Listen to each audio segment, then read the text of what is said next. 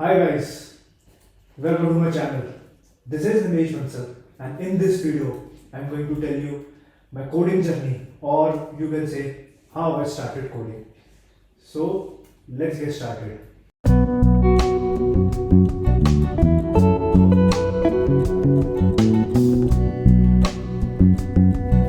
Sir video शुरू करने से पहले मैं आपको दो बातें बताना चाहता हूँ। पहले तो इस वीडियो में मैं आपको ये नहीं बताऊंगा कि आपको क्या सीखना चाहिए क्या नहीं सीखना चाहिए। ये आपके अपने ही ऊपर है कि आप इस वीडियो से क्या डिड्यूस कर सके। आई विल ट्राई कि आपको आपका जवाब मिल जाए। I will just tell my story to you like how I started coding, what are the sources I have referred. This I will tell you later in another video, but in this video it's just the journey, like how I started the coding. And second year अगर आप ये video देख रहे हैं और आप भी अगर अभी इन योर लेटर ईयर्स में है, like third and fourth year, या मोस्टली आई विल से कि फोर्थ ईयर में है अगर आपने एंड आपने कोडिंग शुरुआत नहीं करी है, so this is the video for you, watch till the end, ताकि आपको पता लग सके कि फोर्थ ईयर में होके भी इट इज कोई लेट नहीं है अभी आप कोडिंग के लिए. सो लेट्स गेट स्टार्टेड यार. सो यार, you know my channel is new, so I like to introduce myself first.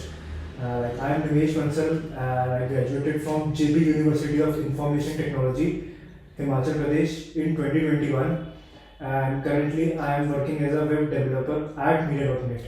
So those who don't know about Media.net, so then it's a contextual advertisement company. So contextual advertisement means like जैसा आपका content है वैसे आपको advertisement दिखेंगी. For example, if you go to a web page and आप वहाँ देखते हैं कि like you see a blog on cars, तो आपको वहाँ पे सिर्फ कार्स की ऐड दिखेंगी. You won't see any ad of perfume, clothing and other stuff. वहाँ पे आपको फैशन कुछ दिखेगा, वहाँ पे वो कार्स दिखेगा. अगर आप ऐसे इलेक्ट्रॉनिक्स के पेज पे जाते हैं तो आपको इलेक्ट्रॉनिक्स दिखेगा, आपको कुछ और दिखेगा. So it is contextual base, कि आपको कंटेक्चुअल जैसे इलेक्ट्रॉनिक्स का कंटेंट लिखा है आपने, तो वहाँ पे इलेक्ट्रॉनिक्स वाली ही ऐड है. So like Media.net works in this way. So it's like major part उनका यहीं से है. There are the benefits too, but this is the main one.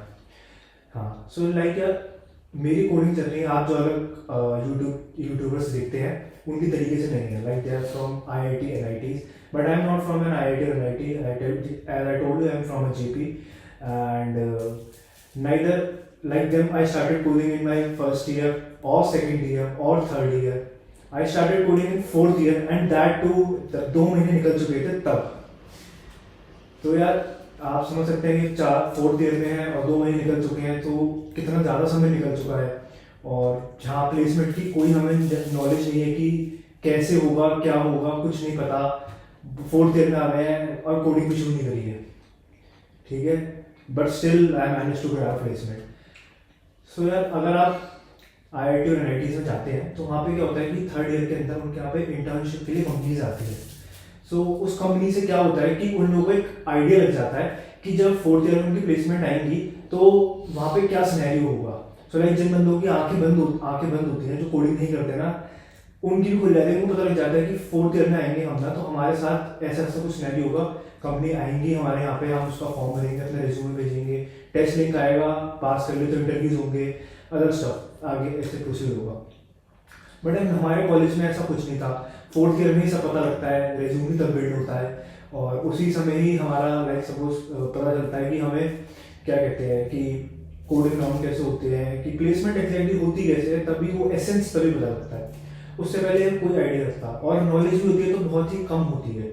आप समझिए, अगर हम रेज्यूम भी बिल्ड कर रहे होते हैं तो बहुत it is like proper knowledge नहीं होती, बस हो रहा होता है वो जैसे भी तरीके से. तो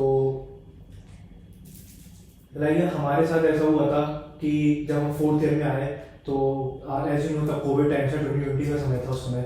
तो अगस्त 2020 के आसपास क्या मिड ही ले लीजिए, मिड के बाद हमारे प्लेसमेंट सेल ने हमें एक मैसेज भेजा कि लाइक गोल्डमैन सैक्स India is hiring, like pan India drive थी उनकी, तो they are hiring for new technology analyst, ठीक है. तो उसमें था for 2021 it is like a full time, and 2022 it for internship. तो ऐसा ने बताया कि हमें जानकारी तो थी नहीं ज़्यादा कुछ, हमें पता था नहीं कि कोडिंग वगैरह कैसे होती है, कि प्लेसमेंट लगती है कैसे एग्जैक्टली, हमें तो कोई आइडिया नहीं था. तो हमने ऐसी लिंक पे क्लिक करा, हम लिंक पे हमने ऐसे खोला तो वहाँ पे JD भी मेंशन नहीं था. तो यार अब जेडी मेंशन नहीं था, जेडी से मतलब जॉब डिस्क्रिप्शन मेंशन नहीं था, वहाँ पे सिर्फ इतना लिखा था कि दीज आर द डेडलाइंस। पहले उनका एक एप्टी राउंड था, फिर उनके टेक्निकल राउंड से देन इंटरव्यूज, तो उनकी डेट्स मेंशन थी, क्या होगा वो सब मेंशन था, बट जेडी को मेंशन नहीं था कि जॉब डिस्क्रिप्शन कोई भी मेंशन नहीं था वहाँ पे। एंड ड्यू मैंने 2 सेकेंड ईयर मैंने पाइथन और एमएल पढ़ी थी थोड़ी बहुत, जो भी प्रोजेक्ट बनाना था तब मैंने वो पढ़ी थी। तो यार उस समय अब वहाँ पे एनालिस्ट लिखा था, तो एनालिस्ट से लगा कि जेडी मेंशन था कि होगी कुछ शायद मशीन लर्निंग से रिलेटेड शायद कुछ प्रोफाइल हो, तो क्या मैंने थोड़ी पढ़ी हुई थी तो ऐसा था कि हाँ कर लेंगे। बट यार जब मेरे साथ ऐसा हुआ कि इंडिया की हायरिंग थी, तो मैंने इंडिया का फॉर्म तो भरा ही भरा था। जस्ट उसी होता क्या है कि हाउ लाइक, तो मैंने लंदन का फॉर्म भी भर दिया था, ठीक है। तो यार अब लकीली ऐसा हुआ कि टेस्ट लिंक आ गया नेक्स्ट डे। तो यार जो बच्चे भी कॉलेज में हैं और आप ये 4th ईयर में होंगे, तो आपकी कंपनी प्लेसमेंट हो रही होगी आपकी, तो आप अपने टीएनपी सर आपको भेजता होगा, मेल्स भेजता होगा अलग अलग कंपनीज की, आप उनका क्या कहते हैं आप अप्लाई करते होंगे और आपको टेस्ट लिंक आता होगा। तो दो अभी आपको टेस्ट लिंक आ रहा है, तो शायद आपको इनकी वैल्यू नहीं पता होगी, क्योंकि कॉलेज के अंदर हमें एक के बाद एक टेस्ट लिंक आता है, तो वेरी नॉर्मल थिंग फॉर हमारे लिए कि हाँ ठीक है आ रहा है हम दे रहे हैं। बट जब आप ऑफ कैंपस जाते हैं और फिर आप जब ये टेस्ट लिंक को जो है आपको आने ही अपने आप में चैलेंज हो जाता है, क्योंकि ऐसे आपको आसानी से टेस्ट लिंक नहीं आता। आप जितनी बड़ी कंपनी में आप अप्लाई करेंगे उतने टेस्ट लिंक आने के चांसेस लाइक समझ रहे हो कम होते हैं, और आप स्टार्टअप्स में अप्लाई करेंगे तो उनकी टेस्ट लिंक आने के चांसेस ज़्यादा होते हैं, बट उनके इंटरव्यू हार्ड होते हैं। सो ये आप आगे फर्दर जब अगर आप ऑफ कैंपस अप्लाई करेंगे तो आपको पता चलेगी सब चीज़ें। तो यार अब क्या हुआ कि टेस्ट लिंक आया, अब टेस्ट लिंक में लिखा था कि डेटा स्ट्रक्चर एल्गोरिथम्स। अब यार हमें जैसे मैंने बताया सेकंड सेम के अंदर मेरी डीएसए थी और मैंने बड़ी मुश्किल से पास करी थी वो डीएसए, मुझे ज़्यादा आइडिया नहीं था कि डीएसए में क्या हो। अब यार जब उस पर डीएसए एल्गोरिथम देखा तो कुछ आइडिया था नहीं कि क्या करें कैसे करें, पता ही नहीं था क्या करना है क्या नहीं करना है। तो टेस्ट लिंक तो उसमें बंद कर दिया, ठीक है। So at that time I have a cousin sister, she works at Paytm at a senior level. तब मैंने उनको फ़ोन करा, उनको मैंने बोला कि मेरे साथ ऐसा ऐसा हुआ है, डेटा स्ट्रक्चर का आया है और मैं क्या करूँ, कुछ मुझे गाइड करो, आप क्या करूँ कैसे करूँ कैसे होता है। मुझे लगा कि एनालिस्ट लिखा था, एनालिस्ट की मशीन लर्निंग की प्रोफाइल होगी। तो उन्होंने मुझसे बस 1 लाइनर जवाब दिया था। मैं आपको उसको बता देता हूँ कि उन्होंने एग्जैक्टली वो लाइन तो याद नहीं है, बट तो मतलब ये था कि चूज एनी टेक्नोलॉजी, वेब हो, मोबाइल हो, आपका ब्लॉकचेन हो, कोई भी ले लीजिए आप। फिर इनके राउंड होंगे आपके second third fourth round, but first round तो यार डीएसए ही होगा। आप जब तक फर्स्ट क्लियर करोगे नहीं सेकंड पे पहुंचोगे नहीं। तो उस दिन बस ये रियलाइज हो गया कि अगर हमने कोई भी टेक्नोलॉजी कर ली है, इनके इंटरव्यू देने हैं, भले सेकंड थर्ड राउंड में होंगे बट फर्स्ट तो डीएसए होगा ही होगा, एटलीस्ट टेस्ट लिंक तो डीएसए होगा ही होगा। तो यार अब वो डीएसए क्लियर करने ही करना। चलो अब ये पता लग गया कि हाँ डीएसए पढ़ना है, बट लेकिन अभी तक ये नहीं पता था कि क्या पढ़ना है डीएसए में, क्योंकि सेकंड सेम में थी जो ढंग से तो पढ़ी नहीं थी उस समय, ऐसी पास कर दी थी उसको। अब ये नहीं पता था कि पढ़ना क्या है। तो यार उनसे पूछा कि क्या पढ़ना होता है, तो और टीचर वाला से पूछा एग्जैक्टली सारा कुछ सिस्टम। तो उन्होंने फिर बताया कि हाँ पहले स्ट्रिंग एरे पढ़ लो, फिर स्ट्रिंग पढ़ लो, फिर लिंक लिस्ट टैग क्यू, इस तरीके से पढ़ते जाओ, ठीक है। अब यार कहाँ से पढ़े ये भी क्वेश्चन था। तो सबने बोला कि जीएफजी से पढ़ लो यार। अब जीएफजी इसको नहीं पता, it stand for geek for Geeks. तो गीक फॉर एक कंप्यूटर साइंस की वेबसाइट एक तरीके से मिली है, God for computer science student. आपको वहाँ पे मोस्ट ऑफ द कोड्स आपको बहुत आसानी से मिल जाएंगे। बट थिंग इज कि जीएफजी बहुत बड़ी है, कोई छोटी मोटी नहीं जीएफजी, जीएफजी बहुत बड़ी है।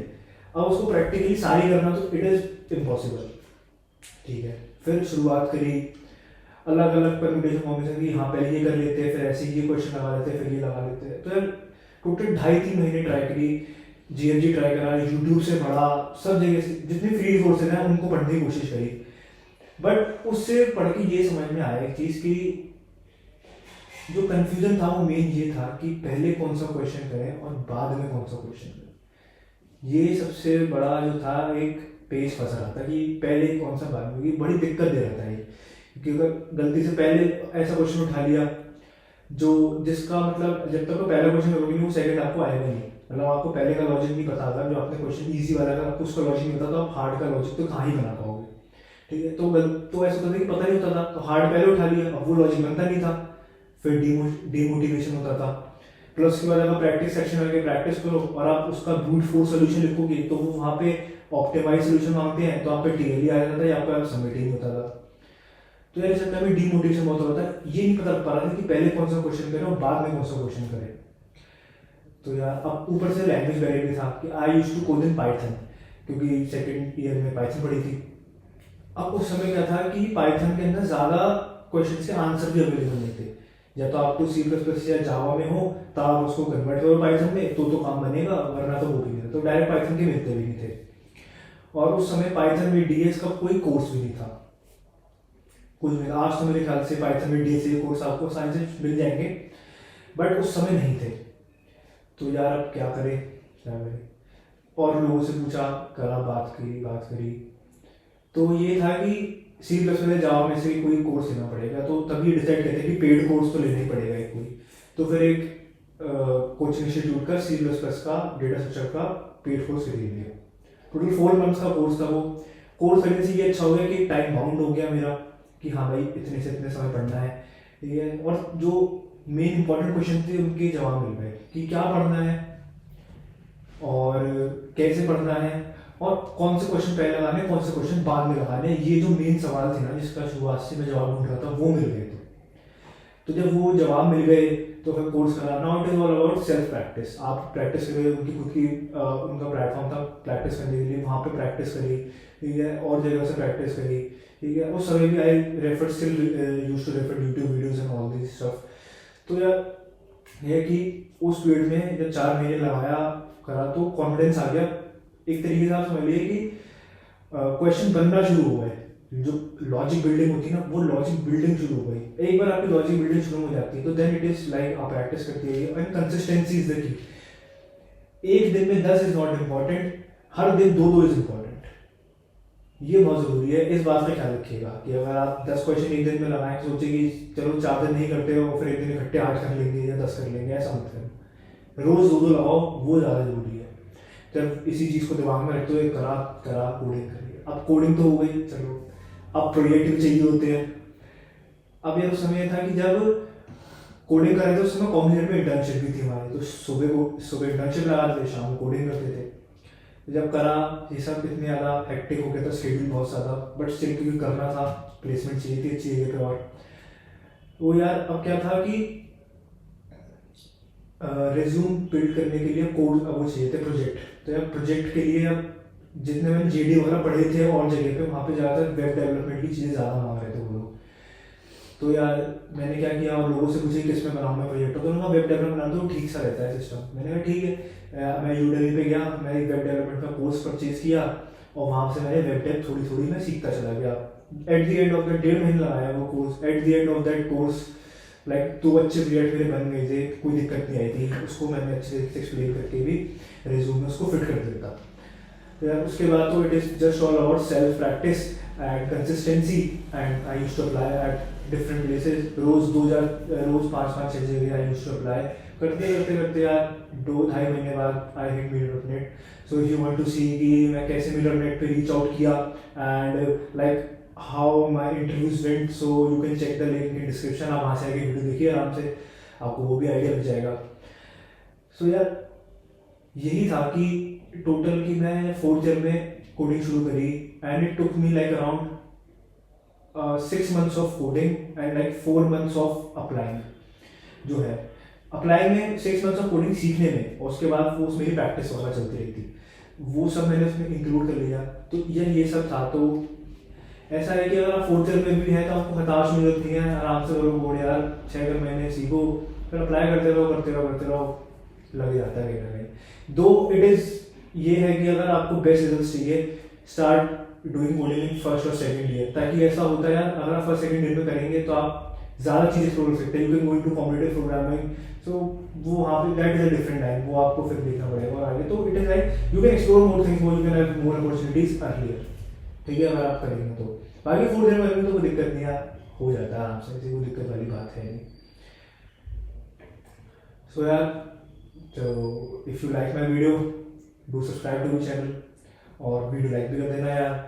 और यार आजकल कोविड का समय है तो प्लेसमेंट मुश्किल से लगती है, आसान नहीं है लगना, ये सुनने में आसान लगता है, इतना आसान है उतना नहीं लगना। तो अपने लोग दोस्तों के साथ शेयर करो वीडियो और उनको बताओ कि प्लेसमेंट की तैयारी कर लो यार, ठीक है। फोर्थ ईयर में होके भी हताश नहीं होना, प्लेसमेंट तो लगी जाएगी यार, ऐसी दिक्कत वाली बात नहीं है।